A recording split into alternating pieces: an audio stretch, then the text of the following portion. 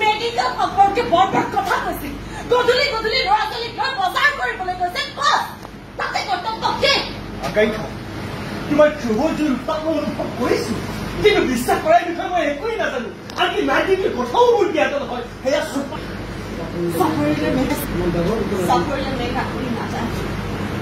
ইমান ঘটনা ঘটি যোৱাৰ পাছতো সকলোৱে মিলি প্ৰবল প্ৰতিবাদতা কৰা নাই কিয় কিয় কিয় এতিয়ালৈকে ৰাজন গ্ৰেপ্তাৰ হোৱা নাই প্ৰতিবাদ হ'ব আকাংক্ষা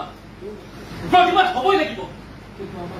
কিন্তু আমাৰ প্ৰথম কৰ্তব্য হ'ল ৰোগীক চিকিৎসা কৰা আৰু সেই কৰ্তব্য পালন কৰাত আমাৰ প্ৰিন্সিপাল ছাৰে গাফিলতি কৰা নাই আকাংক্ষা তোমালোকৰ এই আগুৱা কৰা কথা মোক পঠিয়াই নিয়াব নোৱাৰে মোক চিনি পোৱা নাই বিয়াত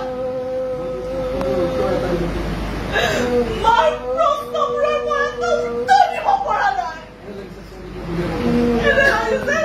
এনে লাগিছে চৌদিকৰ বলিয়া মনোযোগৰ লগত মই মুখামুখি হ'ব পৰা নাই বলিয়া হৈ যাওঁ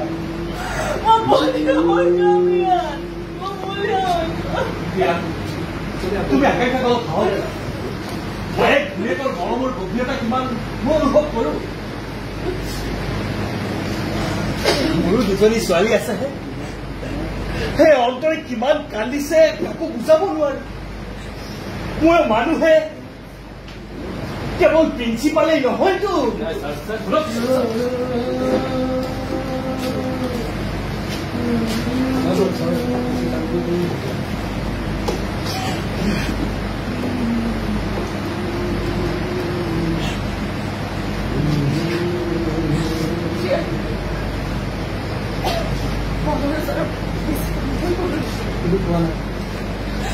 তুমি কোৱা নাই বুকুৰ জুই পৰাই কৈছে সময়ত সকলো হাত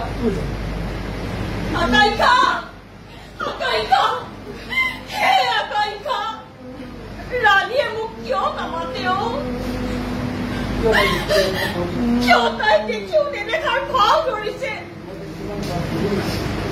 মই কিমান পাৰ কৰো ৰাণী ইমান দুপৰলৈকে শুই থকাটো ভাল কথা নহয়